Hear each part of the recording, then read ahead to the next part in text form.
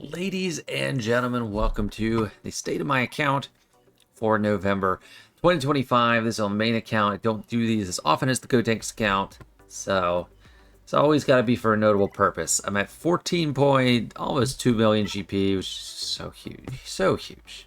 I mean, when I was starting out in the game, like in 2019, the large GP accounts were like 5 million, so it's just crazy to me. I mean, ships, not much of a change because we haven't had too much since the last time I did a state of my account. The new things on the block are Rogue One and the B-Wing, which I should favor the B-Wing, but they're not farmable yet, so I can't really do much with them. I got both of them to 4 stars during the Marquee event, but I'm going to be trying to tap the brakes on automatically going for a 4-star character or ship in a Marquee, unless I think there's a compelling reason. Because you really don't get much out of it, and it costs a lot of crystals. It costs like 2,800 crystals, and it really doesn't feel like it costs more than that. It costs like 3,900 crystals. It really doesn't feel like you're getting too much out of it. So instead, I spent a few crystals this time around on Colosseum. I don't go to my normal collection. So I did the video talking about how I spent some crystals to get ahead a little bit. And for context, I'm recording this a few days ahead of when I put it out. Today is November 21st for me. So it's the 3rd day of the Colosseum. And to my knowledge so far, there's the one more boss, and then I guess it'll cycle back through. Although I don't know. I got to level 15 like first day from buying the crystal things. I might have spent close to 4,000 crystals, which is similar to like a Marquee, and I didn't buy the Marquee, so it didn't make a difference. Scribe put a video, and there's like a not deep mine, a data mine about how the next Marquees, each subsequent Marquee from now will give you a lot more mats, which is good, but I still feel like getting that very first Marquee of an era upgrade to level 15 will help, because you can farm those rewards to use towards the future unlock characters or Marquees. But I don't know, it might not actually matter. We'll see. And what's funny is I got a score 536 on this, which doesn't seem like a lot. It's in tier 2, but it's because literally both of these guys randomly decided to not do their AoE, and then I just got to do a couple of extra hits. So I did like Luke Mass Assist. They decided for some reason that Luke was also one of the ones they'd kill, and then they hit him and someone else. And I was able to do a couple AoEs and get some score. I'm still not top 30 though, so it's really just like a race to the bottom of, you spend resources and you can barely differentiate yourself. Like, people in the top 30 are still like some free players. Like, I think if you're like level 16 is basically the max you can get to without spending money. So that guy seems like he spent some money. So 663, this might be like, okay, no, 20. Did I already click on that one? You just can't really get high. 626. Some of these I know so this guy's 16. It's just like the hard cap. There's just no other resources to get from this. It's kind of a wonky game mode. But I did get a little bit of extra, like, era currency, so I don't know. Air shipments, these are going to be, R10 is going to be so prohibitively expensive to get. It's just going to take so long. I have 1,140.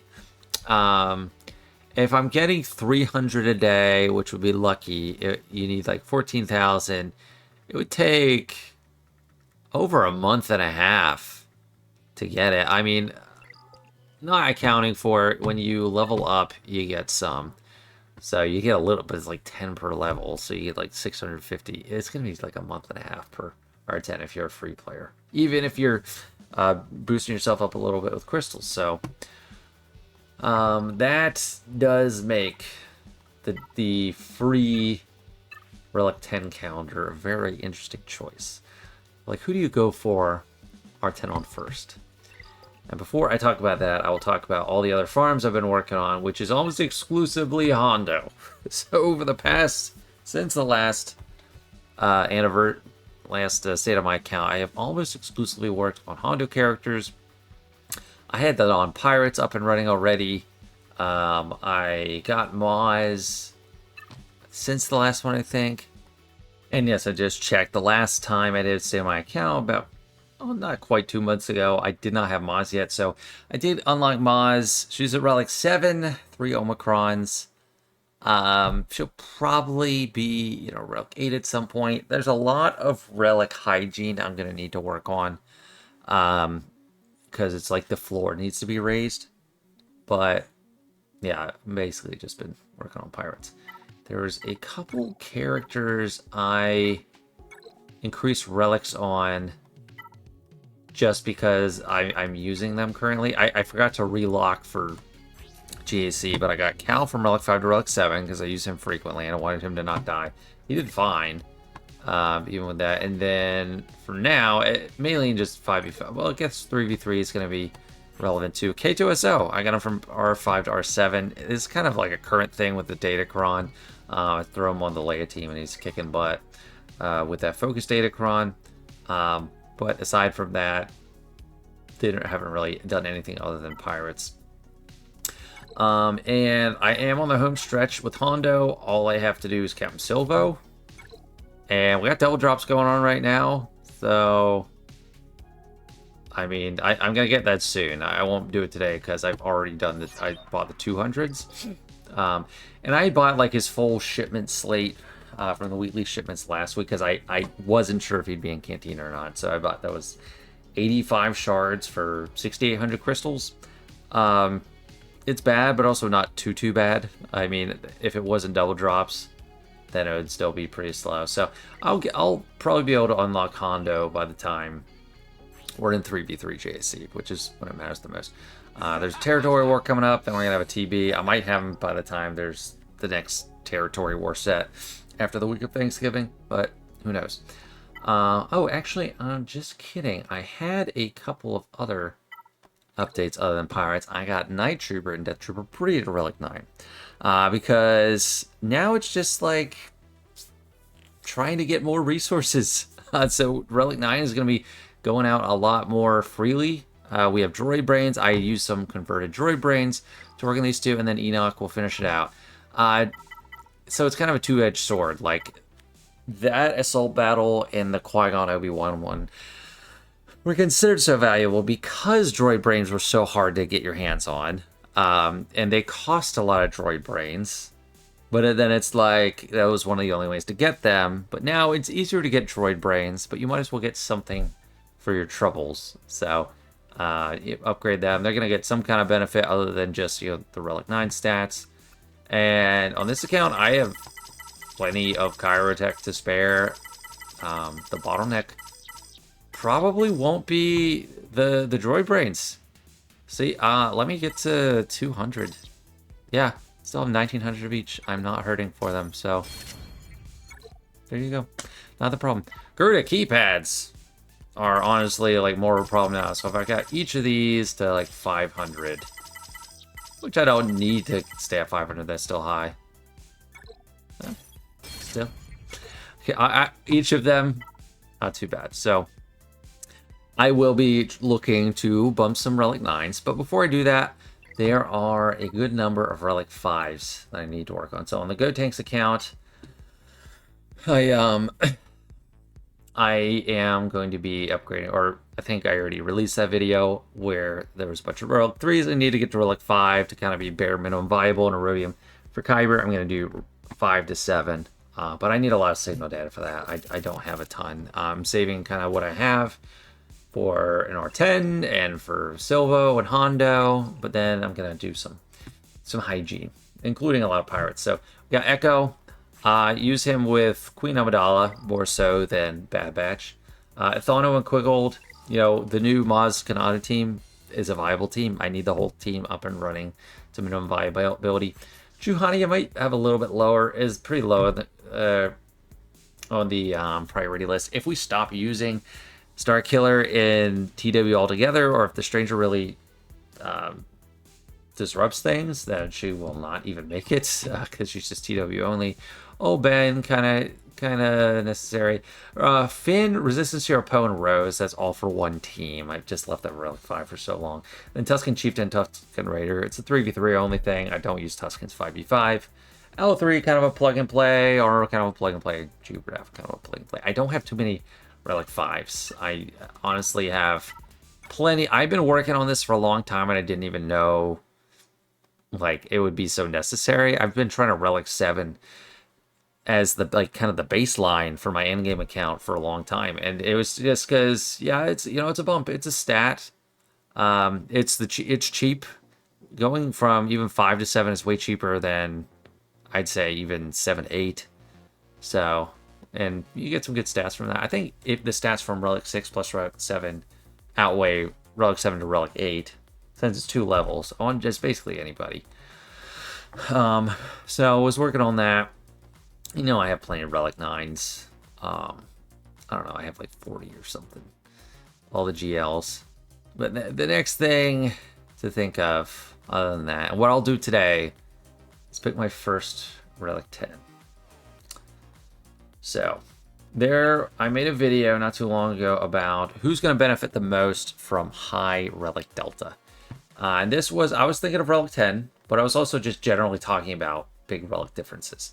And my theory was just like AoE damage dealers are probably your biggest priority because you want to be able to punch down and eradicate people that are like four Relic levels lower. And I think for a lot of people, that's still going to make sense. If you are playing not in Kyber 1, and there are Relic 5 or Relic 6 characters that you're facing, it makes sense to Relic 10 someone just because maybe they do a lot of damage in AoE Bane, Malicos, Skywalker. And before I saw the stats, I was honestly leaning towards bringing like Kylo for Relic 10. Because he fits that nuker category, lots of damage. He's kind of squishy, he needs help surviving. I thought Relic 10 wouldn't make the same mistakes with it. They wouldn't make the same mistakes with the stats for Relic 10 that they did with Relic 9. However, they did. They so did. The stats on Relic 10 are trash. They are trash. They are worse than Relic 8 to Relic 9. So this, as an attacker, Springler Kylo's getting less than 2,400 health. He's getting 3,000 protection. Relic 8 to 9, he got 6,000 protection. So half as much protection. Damage, less than 150? Are you kidding? He gets more special damage, but he doesn't do special damage. Are you kidding me? And they think that adding 10% crit avoidance, 10% crit chance, and accuracy makes up for that. And potency and tenacity. It does not. This is a drop in the bucket. These are threshold stats, crit chance, crit damage. For one, someone like Springler Kylo at Relic 9, even at Relic 8 or Relic 7, has more crit chance than he needs. He has over 100%. Like, I don't have a crit chance set on him or didn't target crit chance at all. He's got 129% crit chance with 4% of that from mod, so base 125%. You don't need more crit chance. You don't. And the crit avoidance, 10%. Oh, big whoop for most characters. They add it to every character. 10% doesn't matter. Big freaking whoop. So that's an attacker, a support character. So we have Ezra's a support. He would get a little bit more, but still trash. 3,500 health, plus a little bit. 5,000 protection. Less than Relic 8 to Relic 9. Trash. So if you can't get a lot of Relic 10, don't worry about it. Don't sweat it. It doesn't matter. Like, Relic Delta is probably the biggest advantage. And as long as you get to Relic 7, you're not going to be in super big peril. Like, if you have, like, a couple support characters of Relic 7, they're not going to melt from Relic Delta. It's not -4 or -5. Then if you have some Relic 8s, like your key characters, which is like where I'm at for Kyber 1, like Relic 8, if there's a key character, they're pretty much already at Relic 8. It barely even does a difference. So Relic Delta, I don't think they should have made the whole draw of Relic 10 to be just Relic Delta, like an extra Delta. I think that's terrible.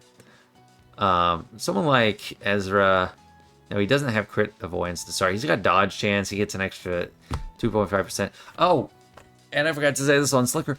Only +5 mastery? Are you kidding? You got 10 from Relic 8 to Relic 9. 10 mastery.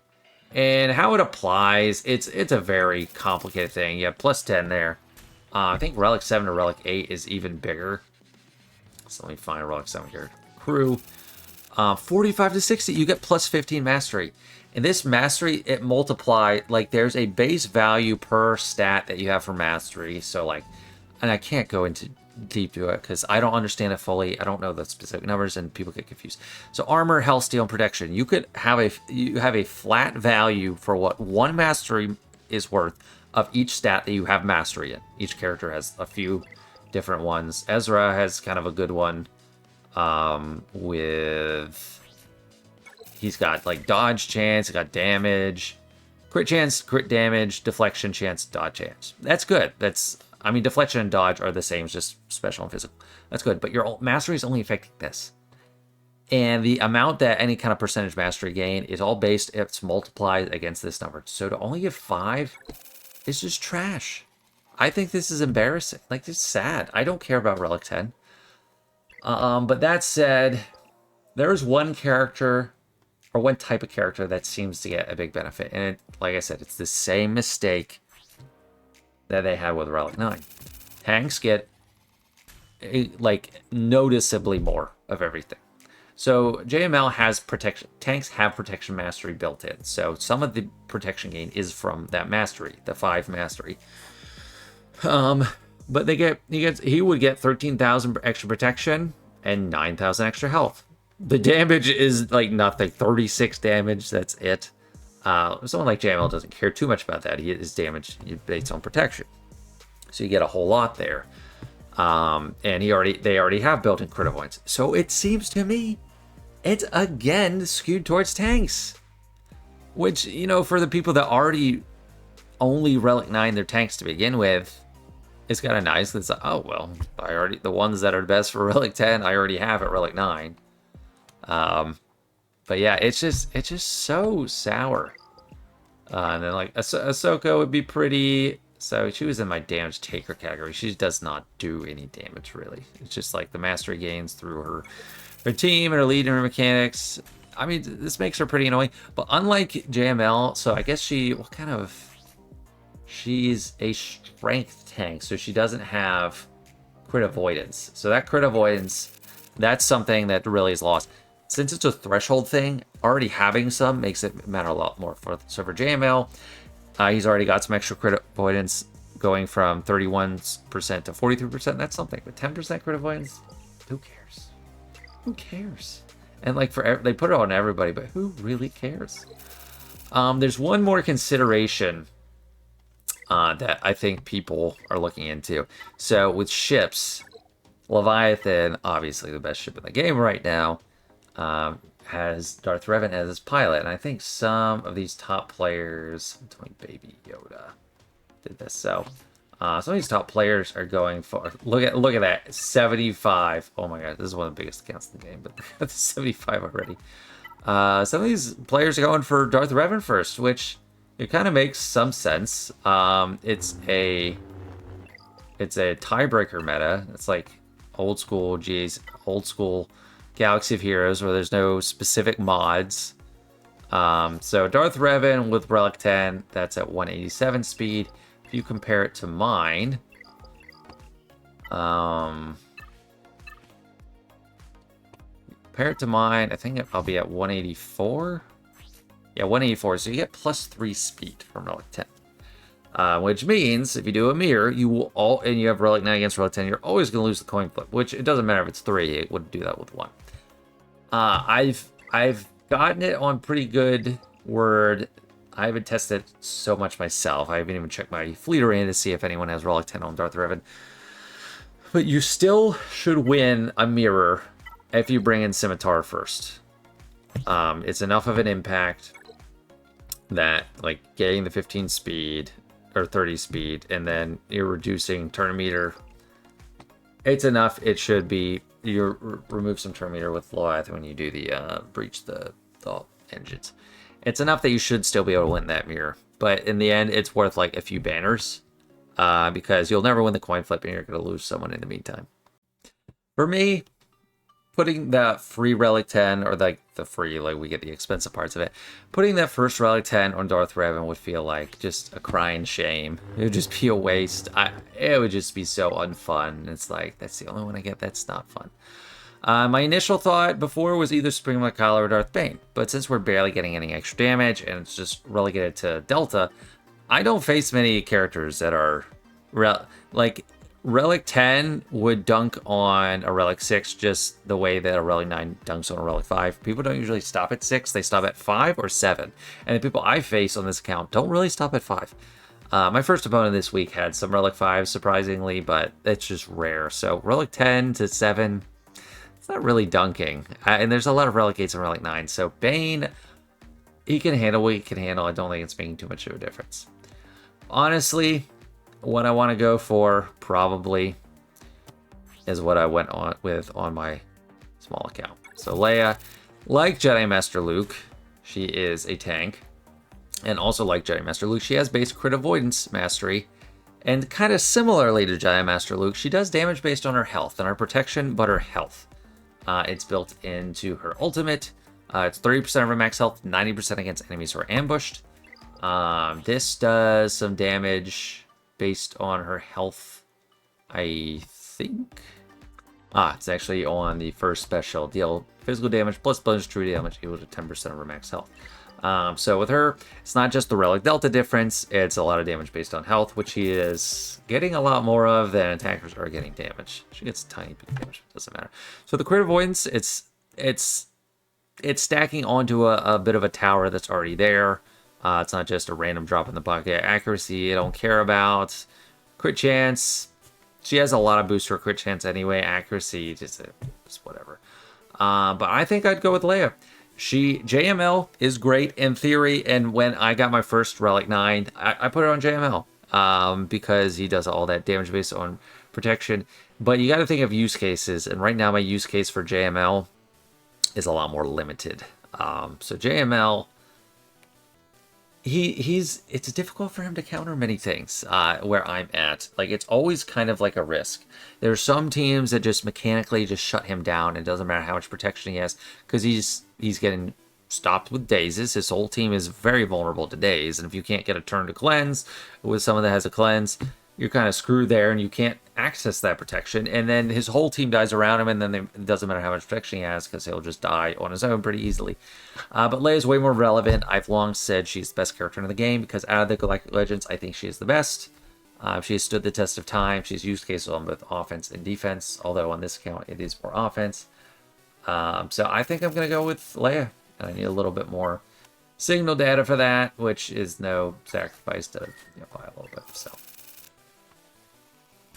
I'm doing it. I'm going to do it. I did it. So, seems a little boring that my ult account and my main account have the same Relic 10, but hey, it's more survivability. That's important. On offense, especially when they don't know that they end up attacking. I don't know. It's good. 193,000 health, 105,000 protection. And the crit avoidance is at 43% now. There's an argument to be made, I think, to put a crit avoidance arrow on her, but I'd rather stick with the health. So I think this is the pathway to least regret, and that's my choice. I'm a Leia aficionado at this point. There we go. Relic 10 on my account. First one applied. So now let's take her for a spin, and preferably on someone that has some. Okay, so we got a Relic 5 Hux there to mess with. I could do the Radis lineup, but I think I'll want to just go with like the original. And for the two ads, I'll probably use Java Kron, old Captain Rex, and Chewie is good for repeating. Spring Like Kylo. But this is amplifying the health and offense even more. So that puts Leia at a effective total of 267,000 health. Offense doesn't really matter on her. Drogon is, he's on the list for R9 eventually. 20,000 offense, 20,600 offense. Let's give it a try. This is one of the dominant datacrons out there right now. Let's see. I think Relic Delta to some degree is bugged. Let's see how much it does on. Okay, Hux died. So see, that's nice. You know, that log roll. It's not. I don't do it thinking of it as a damage move. It's a utility move to give the buff out. But still, hey, it's true damage. So. Let's call that. It's a relic. 8's pretty much Kylo too. It's not that. Oh, you stunned Drogon. He was gonna go for the kill. Let's try. I don't. There's no support for me to cleanse off with. If Hux was still alive, I'd target him. So maybe it hurt me in that regard.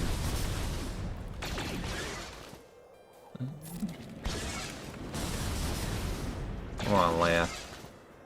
You can do it.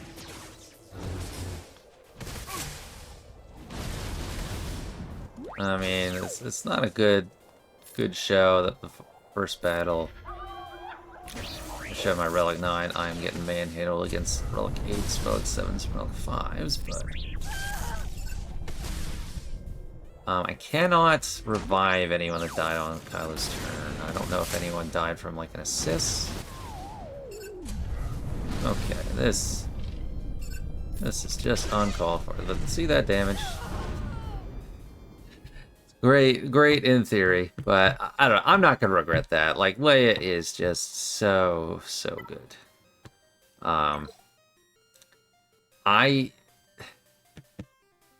So I'm trying to decide whether this one is worth it to refresh. I'm gonna lean towards no, because you're only getting one of each, and I'd rather buy 50 signal data for 1500. But it's a nice reward they gave us with this Ahsoka event. Oh, and they're doing it like kind of back to back, like an assault, like an assault battle, the end of the month, beginning of the month cycle. Well, I don't know, is that part of the 10th anniversary? Why are they doing that twice in a row? It's not a new month. I don't know. That's some generous stuff for Thanksgiving or 10th anniversary or something like that. So that's gonna about wrap it up. Am I gonna regret Leia's Relic 10?